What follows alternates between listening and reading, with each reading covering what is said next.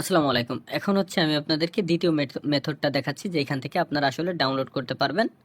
এটা হচ্ছে বিভিন্ন website like movie link BD নামে একটা ওয়েবসাইট আছে। এই ওয়েবসাইট থেকে যদি আপনি এই ওয়েবসাইটের ভিতরে আসার পর এই সার্চ করার এখানে যদি লেখেন গোপাল ভাঁড়, তাহলে দেখবেন লেটেস্ট কিছু এপিসোড এর ভিতরে দেওয়া আছে অলরেডি। ঠিক আছে, লেটেস্ট কিছু এপিসোডের ভিতরে দেওয়া আছে।